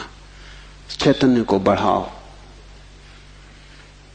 धीरे धीरे आत्मा की झलक तुम्हारे जीवन में आनी निश्चित है। दूसरा सूत्र है ज्ञानम बंधा। ज्ञान बंध है। बड़ी हैरानी का सूत्र है। ज्ञान के बहुत अर्थ हैं। एक तो जब तक तुम इस ज्ञान से भरे हो कि मैं हूं, तब तक तुम अज्ञान में रहोगे, क्योंकि मैं अज्ञान है, अहंकार अज्ञान है। जिस दिन तुम आत्मा से भरोगे उस दिन हूंपन तो रहेगा, मैंपन नहीं रहेगा। मैं हूं, इसमें से मैं तो कट जाएगा, सिर्फ हूं रहेगा। इसे थोड़ा प्रयोग करके देखो। कभी किसी वृक्ष के नीचे शांत बैठकर खोजो कि तुम्हारे भीतर मैं कहां है। तुम कहीं भी ना पाओगे। हूं तो तुम सब जगह पाओगे, मैं तुम कहीं भी ना पाओगे। सब जगह तुम्हें अस्तित्व मिलेगा, लेकिन अस्तित्व के साथ अहंकार तुम्हें कहीं भी ना मिलेगा। अहंकार तुम्हारी निर्मिति है, वो तुम्हारा बनाया हुआ है, वो झूठा है, वो असत्य है, उससे ज्यादा अप्रामाणिक और कुछ भी नहीं। वो काम चलाऊ है, उसकी संसार में जरूरत है, लेकिन उसकी सत्य में कहीं भी कोई स्थान नहीं। तो एक तो मैं हूं, ये ज्ञान बंध का कारण है। मेरा बोध हूंपन का बोध नहीं। हूंपन का बोध तो शुद्ध है, उसमें कोई सीमा नहीं है। जब तुम कहते हो हूं, तो तुम्हारे हूं में और वृक्ष के हूं में कोई फर्क होगा? तुम्हारे हूं में और मेरे हूं में कोई फर्क होगा? जब तुम सिर्फ हो तो नदियां, पहाड़, वृक्ष सभी एक हो गए। जैसे ही मैंने कहा मैं, वैसे ही मैं अलग हुआ। जैसे ही मैंने कहा मैं, वैसे ही तुम टूट गए, पर हो गए, अस्तित्व से मैं पृथक हो गया। हूंपन ब्रह्म है और मैं मनुष्य की अज्ञान दशा है। जब तुम जानते हो कि सिर्फ हूं, तब तुम्हारे भीतर केंद्र नहीं होता, तब सारा अस्तित्व एक हो जाता है। तब तुम उस लहर की तरह हो जो सागर में खो गई। अभी तुम उस लहर की तरह हो जो जम के बर्फ हो गई है, सागर से टूट गई है। ज्ञानम बंधा। पहला तो ज्ञान बंध है, इस बात का ज्ञान कि मैं हूं। दूसरा ज्ञान बंध है वो सब ज्ञान जो तुम बाहर से इकट्ठा कर लिए हो, जो तुमने शास्त्रों से चुराया है, जो तुमने सदगुरुओं से उधार लिया है, जो तुम्हारी स्मृति है, वो सब बंधन है। उससे तुम्हें मुक्ति ना मिलेगी। इसलिए तुम पंडित से ज्यादा बंधा हुआ आदमी ना पाओगे। मेरे पास सब तरह के लोग आते हैं, सब तरह के मरीज, उसमें पंडित से ज्यादा कैंसर ग्रस्त कोई भी नहीं। उसका इलाज नहीं, वो ला इलाज है।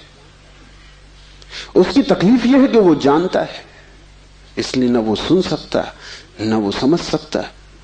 तुम उससे कुछ बोलो, इसके पहले कि तुम बोलो उसने उसका अर्थ कर लिया है। इसके पहले कि वो तुम्हें सुने उसने व्याख्या निकाल ली। शब्दों से भरा हुआ चित्त जानने में असमर्थ हो जाता है।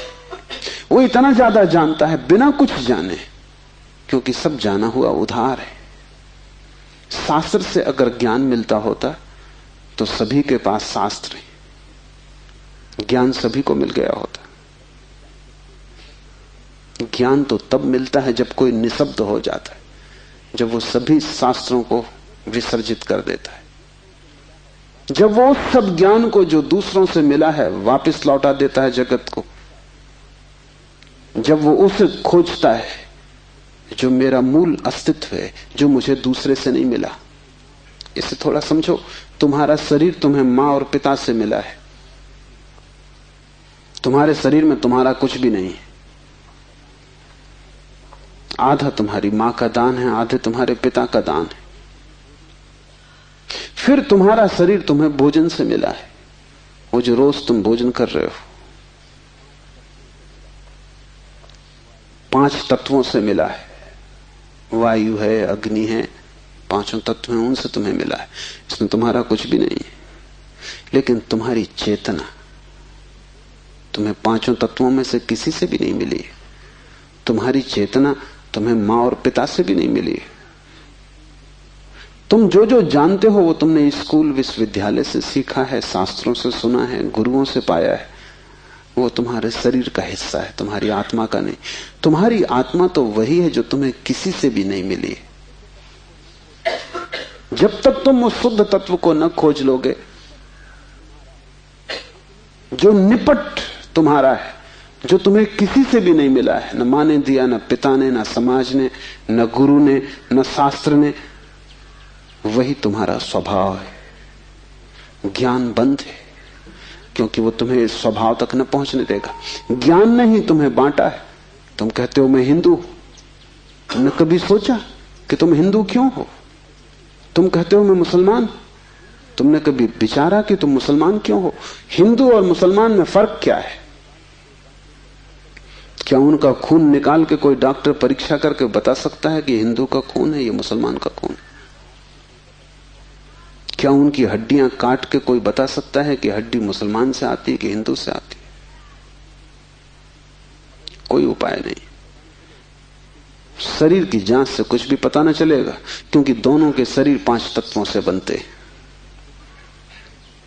लेकिन अगर उनकी खोपड़ी की जांच करो तो पता चल जाएगा कि कौन हिंदू है कौन मुसलमान है, क्योंकि दोनों के शास्त्र अलग, दोनों के सिद्धांत अलग, दोनों के शब्द अलग। शब्दों का भेद है तुम्हारे बीच। तुम हिंदू हो क्योंकि तुम्हें एक तरह का ज्ञान मिला जिसका नाम हिंदू, दूसरा जैन है क्योंकि उसे दूसरे तरह का ज्ञान मिला जिसका नाम जैन। तुम्हारे बीच जितने फासले हैं, दीवालें हैं, वो ज्ञान की दीवालें, और सब ज्ञान उधार।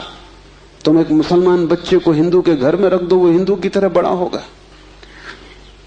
वो ब्राह्मण की तरह जनेऊ धारण करेगा,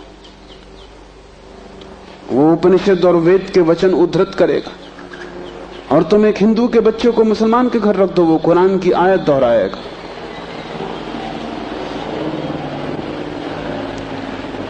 ज्ञान तुम्हें बांटता है, क्योंकि ज्ञान तुम्हारे चारों तरफ एक दीवार खींच देता है, और ज्ञान तुम्हें लड़ाता है, और ज्ञान तुम्हारे जीवन में वैमनस्य और शत्रुता पैदा करता है।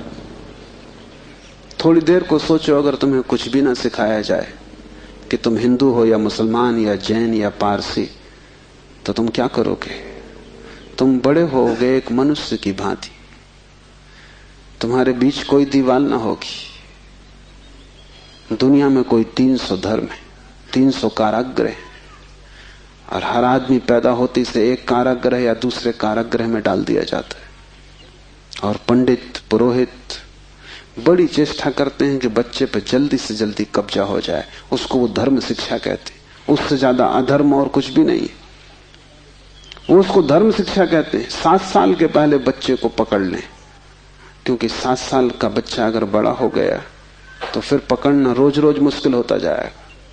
और बच्चे को अगर थोड़ा भी बोध आ गया तो फिर वो सवाल उठाने लगेगा, और सवालों का जवाब पंडितों के पास बिल्कुल नहीं है। पंडित सिर्फ मूढ़ों को तृप्त कर पाते हैं। जितनी कम बुद्धि का आदमी हो, पंडित से उतनी जल्दी तृप्त हो जाता है। वो एक प्रश्न पूछता, उत्तर मिल जाता है। तुम जाते हो पंडित से, पूछते हो संसार को किसने बनाया? वो कहता भगवान ने। तुम प्रश्न घर लौटाते हो बिना पूछे कि भगवान को किसने बनाया। अगर तुम दूसरा प्रश्न पूछते, पंडित नाराज हो जाता, क्योंकि उसका उसे भी पता नहीं, किताब में वो लिखा नहीं।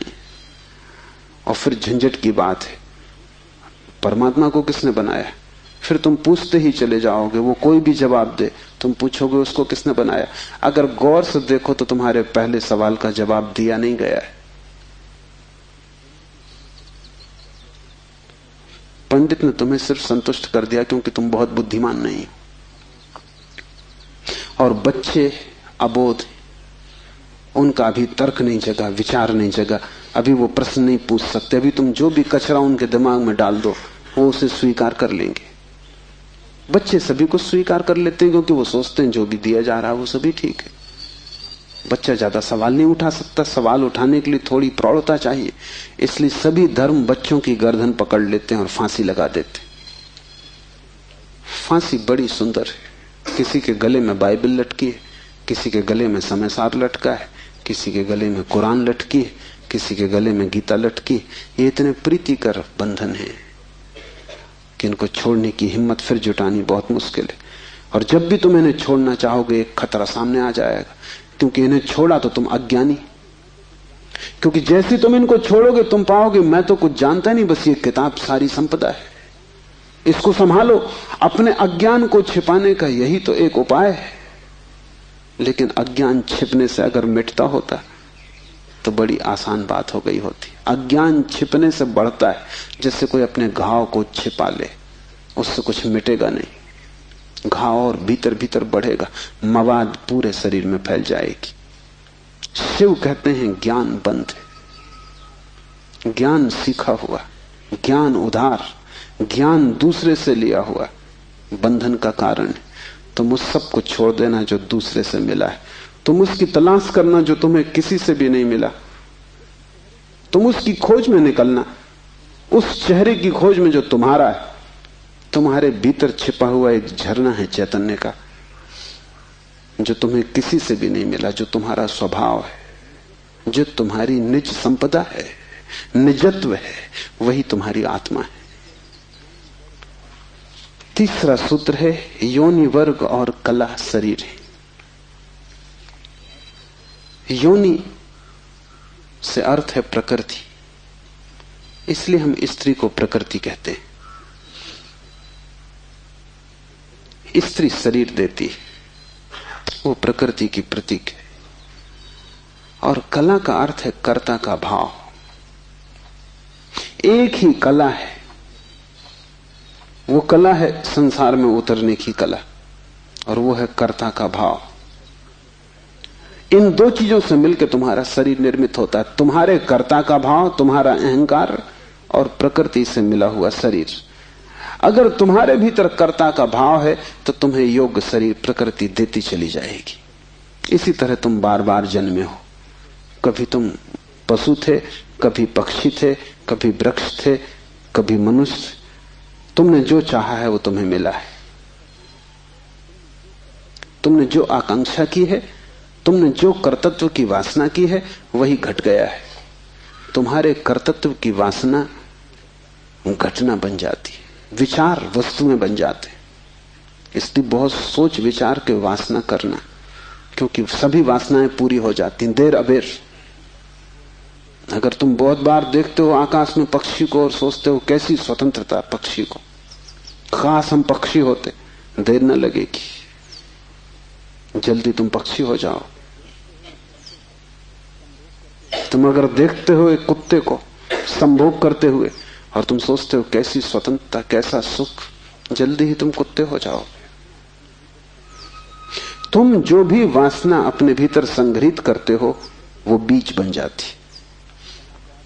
प्रकृति तो केवल शरीर देती है, कलाकार तो तुम ही हो, स्वयं को निर्माण करने वाले।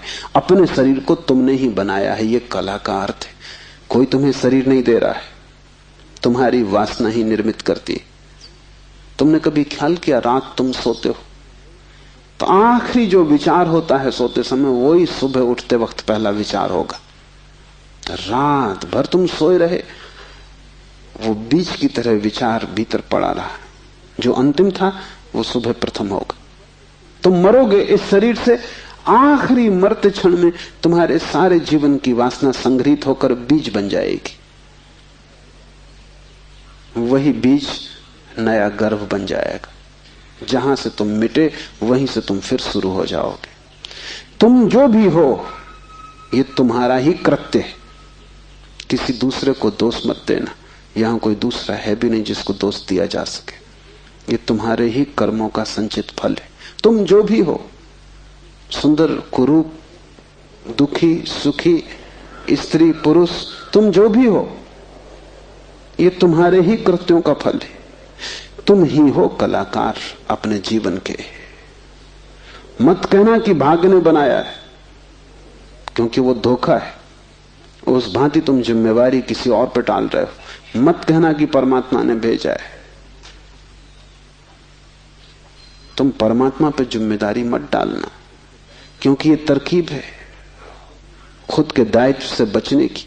इस कारागृह में तुम अपने ही कारण हो। जो व्यक्ति इस बात को ठीक से समझ लेता है कि अपने ही कारण मैं यहां हूं, उसके जीवन में क्रांति शुरू हो जाती। शिव कह रहे हैं योनि वर्ग और कला शरीर है। प्रकृति तो सिर्फ योनि है, वो तो सिर्फ गर्भ है। तुम्हारा अहंकार उस योनि में बीज बनता है। तुम्हारे कर्तृत्व का भाव कि मैं ये करूं, मैं ये पाऊं, मैं ये हो जाऊं, उसमें बीज बनता है। और जहां भी तुम्हारे कर्तृत्व की कला और प्रकृति की योनि का मिलन होता है, शरीर निर्मित हो जाता है। इसलिए बुद्ध पुरुष कहते हैं सभी वासनाओं को छोड़ दो, तभी तुम मुक्त हो सकोगे। तुमने अगर स्वर्ग की वासना की तो तुम देवता हो जाओगे, लेकिन वो भी मुक्ति ना होगी, क्योंकि वासनाओं से कभी भी अशरीर की स्थिति पैदा नहीं होती। सभी वासनाओं से शरीर निर्मित होते हैं। जब तक तुम निर्वासना को उपलब्ध नहीं हो, जब तक तृष्णा तुमने पूरी ही नहीं छोड़ दी, तब तक तुम नए शरीरों में भटकते रहोगे। और शरीर के ढंग अलग हों, शरीर की मौलिक स्थिति एक ही जैसी है। शरीर के दुख समान है, चाहे पक्षी का शरीर हो चाहे आदमी का शरीर हो, दुखों में कोई भेद नहीं है। क्योंकि मौलिक दुख है आत्मा का शरीर में बंध जाना। मौलिक दुख है कारागृह में प्रविष्ट हो जाना। फिर कारागृह की दीवारें वर्तुलाकार हैं कि त्रिकोण हैं कि चौकोन हैं, उससे कोई हल नहीं होता, उससे कुछ फर्क नहीं पड़ता है। तुम भला सोचते हो फर्क पड़ता है। एक मेरे मित्र हैं, ड्राइंग के शिक्षक हैं, उन्हें जेल हो गई। लौटे 3 साल बाद तो मैंने उनसे पूछा कैसे रहे दिन, कैसे कटे दिन। उन्होंने कहा और तो सब ठीक था, लेकिन मेरी कोठरी के कोने 90 कोण के नहीं थे। वो ड्राइंग के शिक्षक हैं, उनकी बुद्धि, वो 90 कोण के नहीं थे कोठरी के कोने। उनकी असली तकलीफ 3 साल यही रही, क्योंकि उसी कोठरी में रहना और बार बार देखना वो कोना, वो 90 कोण का नहीं। तो जो बात उन्होंने मुझसे कही वो ये कि तो और तो सब ठीक था, बाकी कुछ अड़चन ना थी, लेकिन कोने ठीक 90 के नहीं थे। कोने 90 के हों कि 90 के ना हो, इससे क्या बुनियादी फर्क पड़ेगा। कारागृह कारागृह, पक्षी का शरीर के आदमी का बहुत फर्क नहीं पड़ता। बंद तुम हो गए वही दुख है, बंध गए तुम वही दुख है। वासना बांधती है, वासना है रज्जु, जिससे हम बंधते हैं। और ध्यान रखना, तुम्हारे अतिरिक्त और कोई जिम्मेवार नहीं है। उद्धमो भैरवा, चौथा सूत्र है उद्धम ही भैरव है। उद्धम उस आध्यात्मिक प्रयास को कहते हैं जिससे तुम इस कारागृह के बाहर होने की चेष्टा करते हो। भैरव शब्द पारिभाषिक है। भा का अर्थ है भरण, रा का अर्थ है रवण, वा का अर्थ है वमन। भरण का अर्थ है धारण, रवण का अर्थ है संहार और वमन का अर्थ है फैलाना। भैरव का अर्थ है ब्रह्म, जो धारण किए है, जो संभाले है, जिसमें हम पैदा होंगे और जिसमें हम मिटेंगे, जो विस्तार है और जो ही संकोच बनेगा, जो सृष्टि का उद्भव है और जिसमें प्रलय होगा। मूल अस्तित्व का नाम भैरव है। शिव कहते हैं उद्धम ही भैरव है। और जिस दिन भी तुमने आध्यात्मिक जीवन की चेष्टा शुरू की, तुम भैरव होने लगे, तुम परमात्मा के साथ एक होने लगे। तुम्हारी चेष्टा की पहली किरण और तुमने सूरज की तरफ यात्रा शुरू कर दी। पहला ख्याल तुम्हारे भीतर मुक्त होने का, और ज्यादा दूर नहीं है मंजिल, क्योंकि पहला कदम करीब करीब आधी यात्रा है। उद्धम भैरव है। पाओगे, देर लगेगी, मंजिल पहुंचने में समय लगेगा, लेकिन तुमने चेष्टा शुरू की और तुम्हारे भीतर बीज आरोपित हो गया कि मैं उठूं इस कारागृह के बाहर, मैं जाऊं शरीर से मुक्त हूं, मैं हटूं वासना से, मैं अब और बीज न बोऊं इस संसार को बढ़ाने के, मैं और जन्मों की आकांक्षा न करूं। तुम्हारे भीतर जैसे ही ये भाव सघन होना शुरू हुआ कि अब मैं मूर्छा को तोड़ूं और चैतन्य बनूं, वैसे ही तुम भैरव होने लगे, वैसे ही तुम ब्रह्म के साथ एक होने लगे। क्योंकि वस्तुतः तो तुम एक हो ही, सिर्फ तुम्हें स्मरण आ जाए। मूलतः तो तुम एक हो ही, तुम उसी सागर के झरने हो, तुम उसी सूरज की किरण हो, तुम उसी महाआकाश के एक छोटे से खंड हो। पर तुम्हें स्मरण आना शुरू हो जाए और दीवालें विसर्जित होने लगे तो तुम उस महाकाश के साथ एक हो जाओगे। उद्धम भैरव है। बड़ी सघन चेष्टा करनी जरूरी है, क्योंकि नींद गहरी है।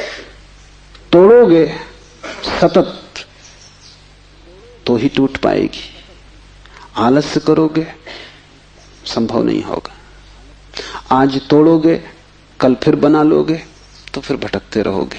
एक हाथ से तोड़ोगे, दूसरे से बनाते जाओगे तो श्रम व्यर्थ होगा। उद्यम का अर्थ है तुम्हारी पूरी चेष्टा संलग्न हो जाए। लोग मेरे पास आते हैं, वो कहते हैं हम करते हैं लेकिन कुछ हो नहीं रहा, और मैं उनकी शक्ल देखता हूं, वो करते हैं ही नहीं, या ऐसा मरे मरे करते हैं जैसे मक्खियां उड़ा रहे हैं। उनके करने में कोई प्राण नहीं है, इसलिए नहीं होता। लेकिन वो आते ऐसे हैं जैसे कि वो परमात्मा पर कोई बड़ी कृपा कर रहे हैं कि करते हैं और नहीं हो रहा, तो शिकायत लेके आए कि कहीं कुछ गड़बड़ हो रही, कहीं कोई अन्याय हो रहा है, कि दूसरों को हो रहा है हमें नहीं हो रहा। इस जगत में अन्याय होता ही नहीं। इस जगत में जो भी होता है न्याय है, क्योंकि यहां कोई आदमी नहीं बैठा है न्याय अन्याय करने को। जगत में तो नियम है, उन्हीं नियमों का नाम धर्म है। तुम अगर इस क्षेत्र से चले गिरोगे, टांग टूट जाएगी, तो तुम जाके अदालत में ये नहीं कहोगे कि गुरुत्वाकर्षण के कानून पर एक मुकदमा चलाता हूं, तो अदालत कहेगी तुम तिरछे मत चलते।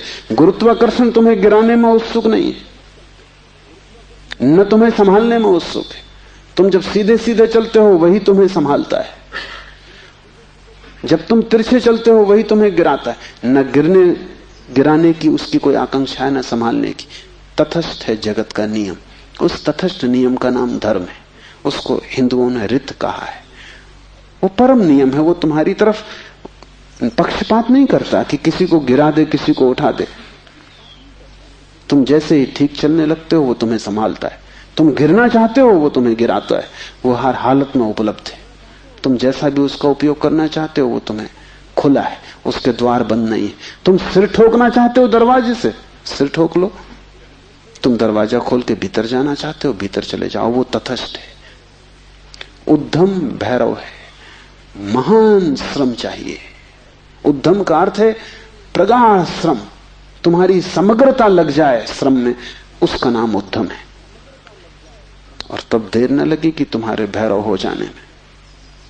शक्ति चक्र के संधान से विश्व का संहार हो जाता है, 5वां सूत्र है।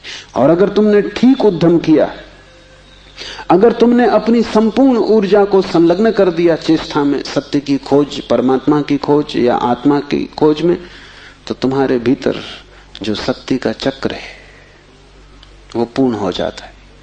अभी तुम्हारे भीतर शक्ति का चक्र पूर्ण नहीं है, कटा बटा है। वैज्ञानिक कहते हैं कि बुद्धिमान से बुद्धिमान आदमी भी अपनी 15% से ज्यादा प्रतिभा का उपयोग नहीं करता। 85% प्रतिभा ऐसे ही सड़ जाती। ये तो बुद्धिमान आदमी की बात है। बुद्धू का क्या हिसाब, वो तो शायद करते ही नहीं। हम अपने शरीर की भी ऊर्जा का पूरा उपयोग नहीं करते, 5% ज्यादा से ज्यादा। तो अगर हम मंदे मंदे जीते, अगर हमारा दिया टिमटिमाता टिमटिमाता लगता है, तो कसूर किसका है? तुम जीते ही नहीं पूरी तरह। जैसे तुम जीने से भी भयभीत हो कि लपट कहीं जोर से ना आ जाए। तुम डरे डरे हो, तुम कपते कपते जीते हो। तो फिर शक्ति का जो चक्र है तुम्हारे भीतर वो पूरा नहीं हो पाता। तो तुम्हारी गाड़ी ऐसे चलती है जैसे कभी कार को तुमने देखा हो, पेट्रोल कभी आता कभी नहीं आता, कभी कचरा आता, तो कार ऐसे चलती जैसे हिचकी खा रही हो। बस ऐसा तुम्हारा जीवन है, हिचकी खाते तुम चलते हो। जरा जरा सी शक्ति के खंड खंड आते हैं, अखंड शक्ति नहीं हो पाती। जिस चीज में भी तुम अपनी पूरी शक्ति लगा दोगे, वो कोई भी हो चीज, अगर तुम चित्र बनाते हो और चित्रकार हो और तुमने अपनी पूरी शक्ति को चित्र बनाने में लगा दिया, पूरी कि रत्ती भर बाकी ना बची, तो तुम वहीं से मुक्त हो जाओगे, क्योंकि वही उद्यम पूर्ण होते ही भैरव हो जाता है। अगर तुम एक मूर्तिकार हो, तुमने सब कुछ मूर्ति में समाहित कर दिया कि मूर्ति बनाते समय तुम ना बचे, बस मूर्ति ही बची, तो शक्ति का चक्र पूरा हो जाता है। जब तुम पूरी शक्ति को निमज्जित करते हो किसी भी कृत्य में, वही ध्यान हो जाता है। भैरव निकट, मंदिर पास आ गया। 5वां सूत्र है, शक्ति चक्र के संधान से विश्व का संहार हो जाता है। और जब भी तुम्हारी शक्ति का चक्र पूरा होता है, टोटल, समग्र, अंश अंश नहीं, पूर्ण, उसी क्षण तुम्हारे लिए विश्व समाप्त हो गया। तुम्हारे लिए फिर कोई संसार नहीं, तुम परमात्मा हो गए, तुम भैरव हो गए, तुम मुक्त हो। फिर तुम्हारे लिए न कोई बंधन है, न कोई शरीर है, न कोई संसार है। पूर्ण शक्ति का प्रयोग स्मरण रखना। इस समाधि साधना शिविर में अगर तुमने पूरी शक्ति को लगाया, ऐसे ही ऊपर ऊपर नहीं ध्यान किए, पूरी शक्ति लगा दी, तो तुम अनुभव करोगे कि जिस क्षण शक्ति पूरी लग जाएगी, उसी क्षण, फिर क्षण भर की देर नहीं लगती, अचानक संसार खो जाता है, परमात्मा सामने आ जाता है। तुम्हारी शक्ति का पूरा लग जाना ही तुम्हारे जीवन की क्रांति हो जाती। फिर संसार की तरफ पीठ, परमात्मा की तरफ मुंह हो जाता है। इसकी तुम्हें एक झलक भी मिल जाए तो फिर तुम वही ना हो सकोगे जो तुम पहले थे। उसकी एक झलक काफी, फिर तुम्हारा जीवन उसी यात्रा में संलग्न हो जाए। तो ध्यान रखना, यहां पूरा अपने को डुबाना तो ही कुछ हो सकेगा। अगर तुमने थोड़ा भी अपने को बचाया तो तुम्हारा श्रम व्यर्थ है। जब तक श्रम उद्यम ना बन जाए, पूर्ण टोटल एफर्ट ना बन जाए, तब तक भैरव की उपलब्धि नहीं। आज इतना ही।